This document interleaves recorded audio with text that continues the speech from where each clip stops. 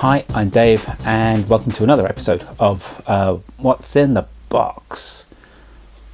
This is just a little video thing that I've been doing, just basically doing like those unboxing videos that those trendy cool kids on YouTube do, and just instead of opening something new and exciting, opening up something that's old and ancient, a bit like me. Here we go. I need to do that, don't I? What's in the box? James Bond RPG basic set from Victory Games. But of course, this is where it gets weird, because my edition's one of the UK ones where the Victory Games logo has been blacked out on the top. There were some legal reasons for that, and I honestly don't know why. Anyway, here we go. The basic set. I haven't opened this in quite a while, so I'm expecting there to be just my junk or bits of paper and stuff like that from when I was playing it. What I do know is there won't be any dice in here, because I probably have them somewhere else. So here we go. James Bond RPG. Woo! Here we go. What do we got? Okay, so mostly a book. There we go. And this one again had the thing blanked out, and I wrapped it in plastic wrap because I didn't like my books getting all scuffed and horrible. I know. It probably devalues it in the long run. But yes, this is the core book for the James Bond RPG, as done by Victory Games, published in 1983.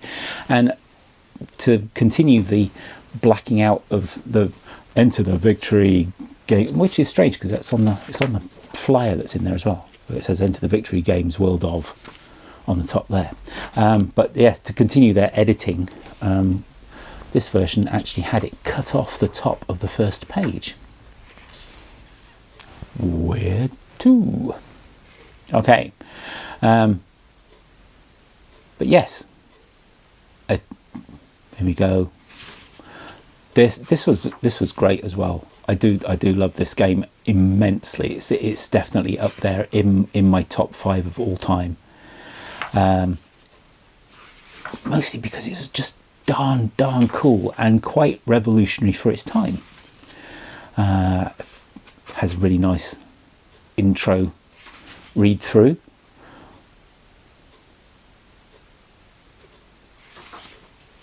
Oh yeah, of course. It was the here's how it runs as discussion, and then there's like how it would work in narrative form down the side. The right side's dialogue that occurs between the game master and the player, who's called Dave. Excellent, good name.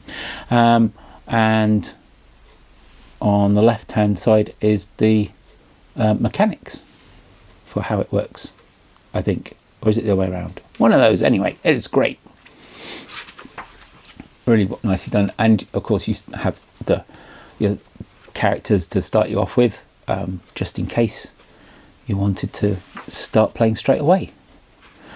Most of the time when we played this as teens, my players created their own characters for it, and they were all at agent level rather than rookie, just to give them a bit of a chance. Didn't have any double O's because I don't think they survived that long. Well, they might have. Well, there were a few casualties, but yeah, it looks like the skills were based on a stat and a skill level. I honestly can't remember how any of this works. It's been so long. I remember it being percentile based.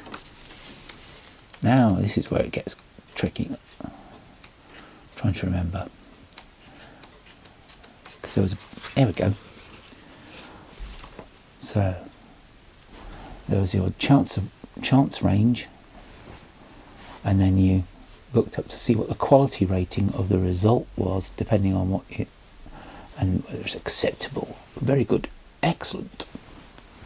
See, already it uses non-binary result calculations, so it's not just a yes or a no, it's got stages of how well you did, which is good, which I remember from I think the Indiana Jones game did the same sort of thing.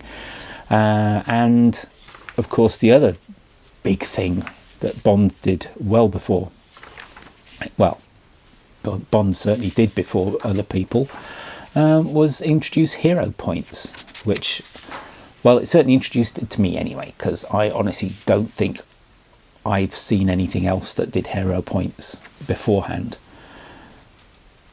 But yeah, oh, look at that. At the end of From Russia with Love, if I remember rightly.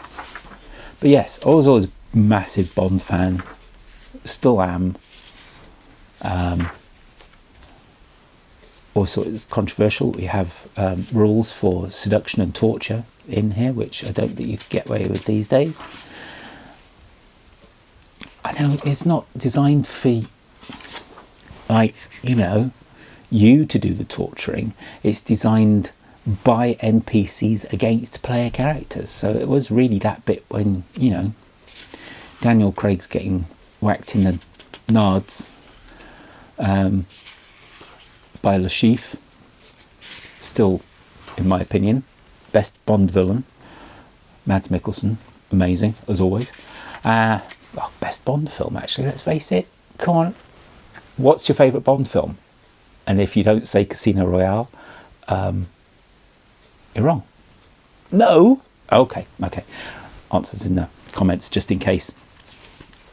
Anyway, so it also has a fame scoring as well, because the more famous you are, the more recognizable you are, and that can get a bit tricky, especially if you're trying to be all incognito.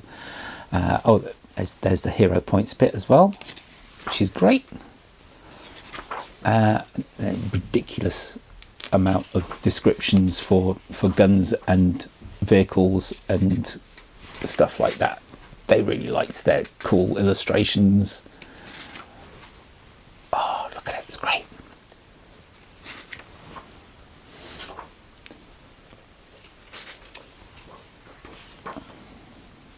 Oh, love it. Pre-gen characters, major villains, NPC encounter system. Oh wow, forgot all about this. Look at that. You can roll randomly to see what you get. Mysterious note. Soldiers, an employment offer.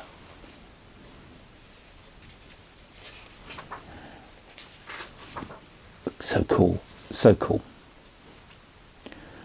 And then all the NPCs like M, Moneypenny, Q, and then also introduced tarot, because there was a legal reason, as Eon Productions also had at the time, where they couldn't use Spectre or Blofeld.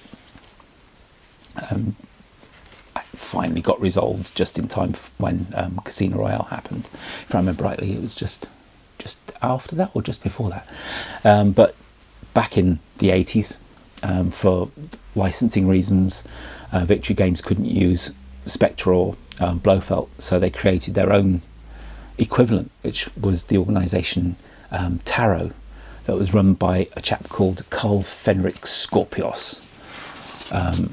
And yeah, it just, while I loved Bond, and I also had a bit of a fascination with tarot cards as well, which kind of, it all just joined together perfectly. And there he is, there's the bad guy himself, Scorpios, with his cool doggo. It's great. I loved this so much. And the illustrations were lovely as well, because you could tell that they were based on the actors, but of course slightly different, so they didn't have too much problem with like legal problems like that. But oh man, it's like Goldfinger. Just looks like Goldfinger. I know they've exaggerated jaws a bit there, but he looks really, really cool.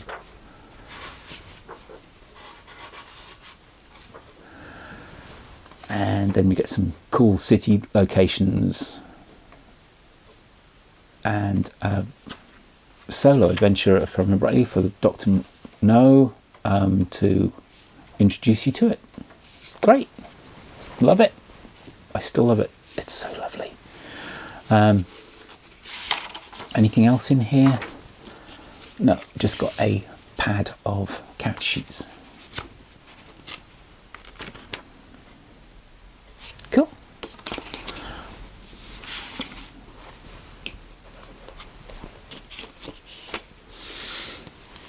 I mean, I always loved that front cover illustration. And it wasn't until I was much older that I worked out that if she stood up, she'd be about 7'5". But it's still, it's gorgeous. It's really nice. I love it. And of course the back cover's awesome as well, because it kind of looks, oh yeah, it's great. Look how cool it is. It's so great. I love this game so much. And my box is going a little bit, which is a bit of a shame. I need to get some mending tape out. But yeah, I do have the entire set of the Bond RPG because I'm a massive nerd and I love it, and it's really, really cool. I'm not going to go through every single one of them because there's too many, but some highlight supplements. There was the Q manual, which was kind of essential for anybody playing the game, which had a ridiculous amount of stuff. I mean, you know, it's going to be a load of guns and stuff like that. And then it had cool gadgets like, you know, oh look, there's colour section there as well.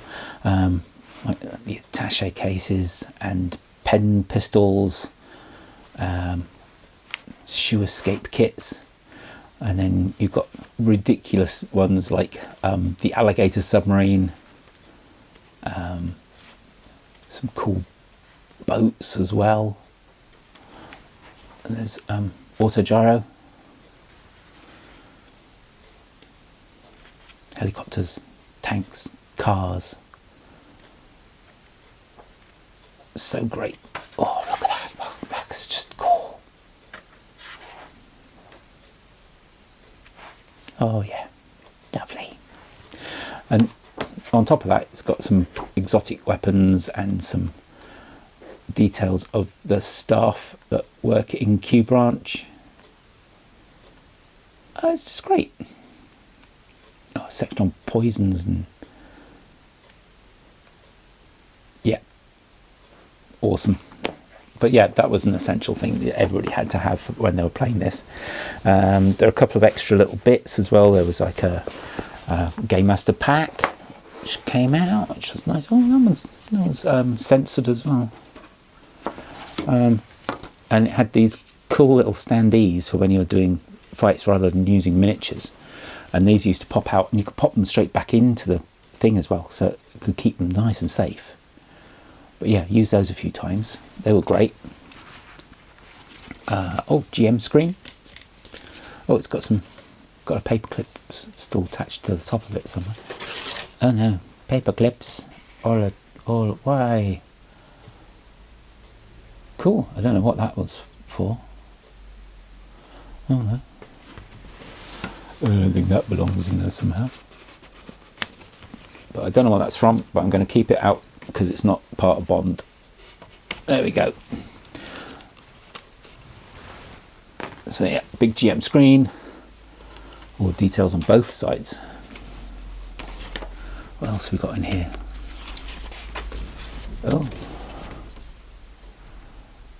Oh, that's the On Her Majesty's Secret Service bit. That needs to go in a different box.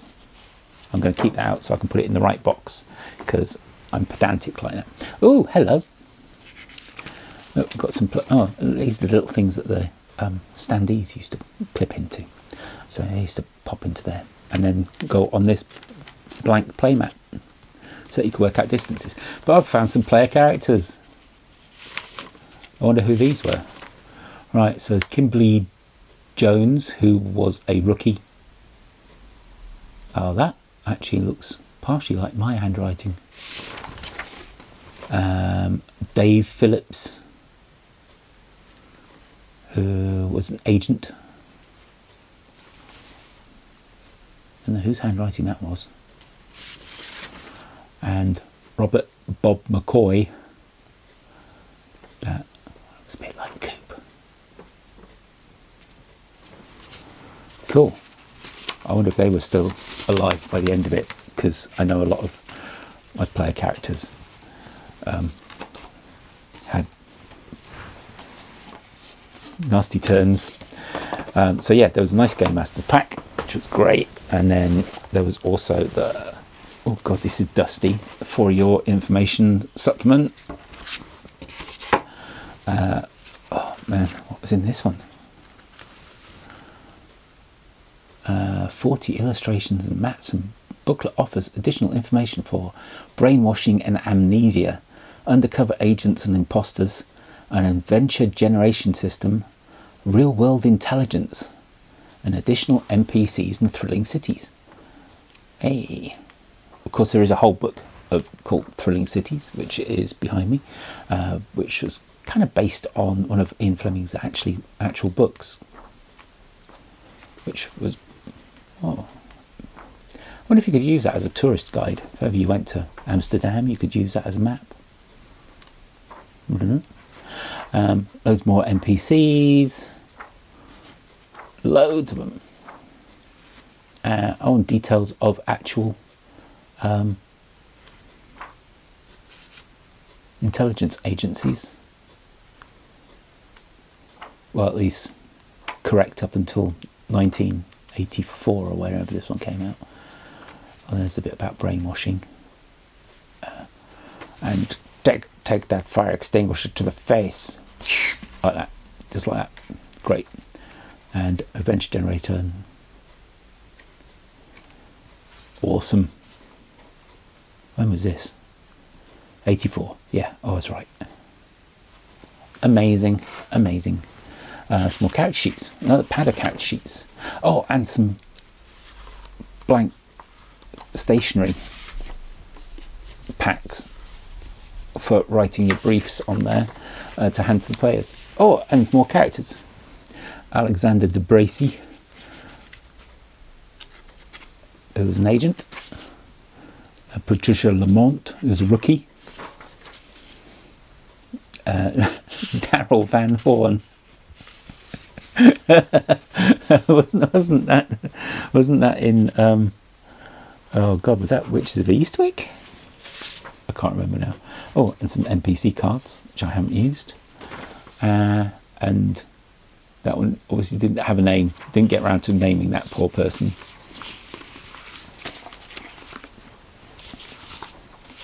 I'm gonna have to Google Daryl Van Horn now after I've recorded this, just to see if it was Witches of Eastwick. Okay, and rather than go through all of the cool adventures and stuff like that, I thought I'd just pick one out to show you just how darn cool the actual adventures are. I mean, they come in most of them came in a box. I think there were a couple that didn't. For Your Eyes Only didn't, and You Only Live Twice 2 Back of Beyond, if I remember rightly, didn't come in a box, but the rest of them all did. And this was a huge influence on me when we were first pitching to do the Doctor Who RPG. I really wanted to do all the adventures like this. I don't know why, but it was just such a great idea. So the adventures all came with like a GM screen, which was basically just the map of the bad guys. And this is Man with the Golden Gun, which was one of the first Bond films I ever saw. I saw it at the cinema. My parents took me to see it when I was far too young, and I was completely engrossed right from the beginning, mostly because of the opening sequence, with the cool maze with the mirrors going around and the poor dude. And yeah, but there it is. There's the map of the funhouse. Great. And Scaramanga's Island. And so, spoilers. Disclaimer number one. This one is not my original one because I never managed to get Man with the Golden Gun when we were teens. This one I bought within the last 10 years off of eBay. So any weird stains, they're not mine. But yes, so you got your adventure, which is big, chonky adventure. But the great thing about the adventures that were in these cool ones that were based on the films, they weren't exactly the same as the films. So if you had players who were being lazy, oh look, there's Sheriff J.W. Pepper, cool. Yeah, if you were playing the game with people who really, really knew the films very, very well and didn't, yeah, I don't know how to put it really, whether they wanted to meta game. Oh, this isn't a great one. I haven't got my envelope. You know what? I'm going to get a different one out. It's got a different envelope. Yeah, if you were playing this with somebody who was a bit metagamey and thought they knew what was going to go on, they'd be completely scuppered because they think, oh yeah, this is what the plot of the film is. I'll go and do that and head them off early. But no, the adventure's slightly different, just to really, really screw things over for you. Which one shall we go with? Let's go View to a Kill. Hey!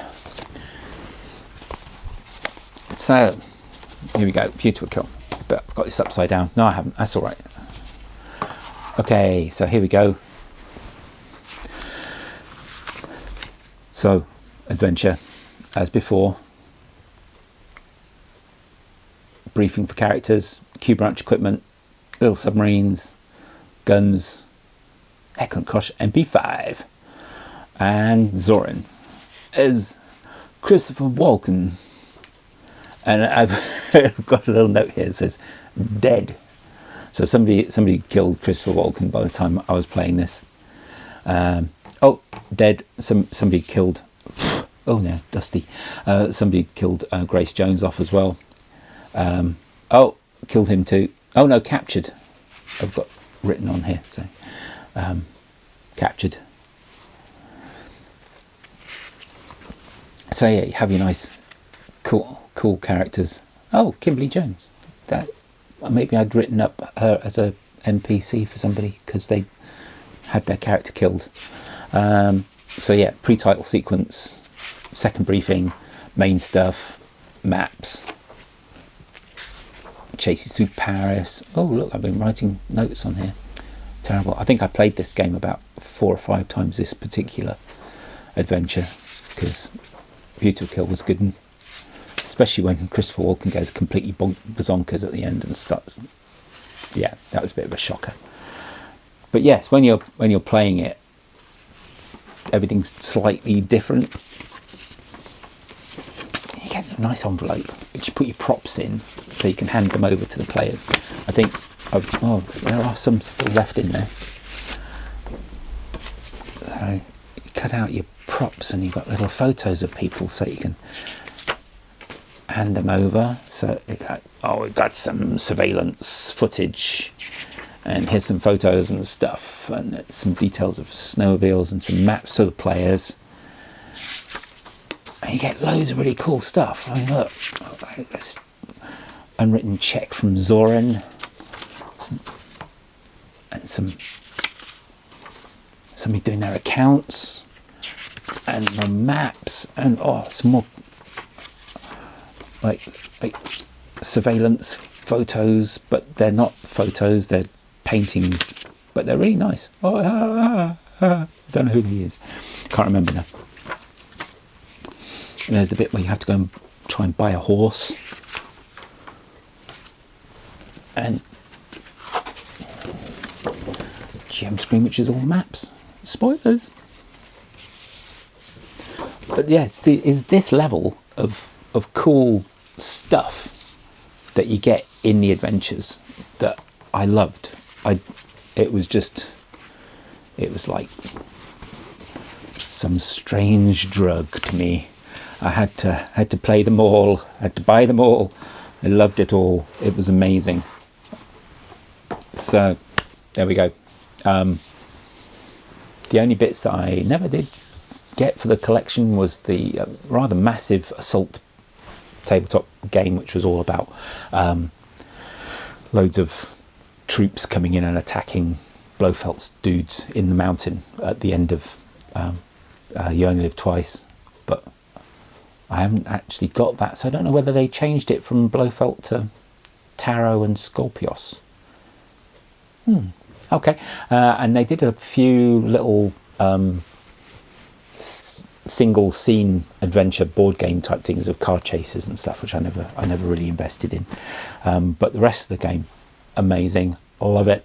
One of these days, you never know, maybe they'll do a new one when there's new Bond, whenever that is. I still think there's potential there for a new Bond and a new Bond RPG to go with it. I'd love it. I love it. Okay, so I will shut up and let you go back to your whatever you're doing. Enjoy yourself. Just stay safe out there. Be nice to each other. That would be good.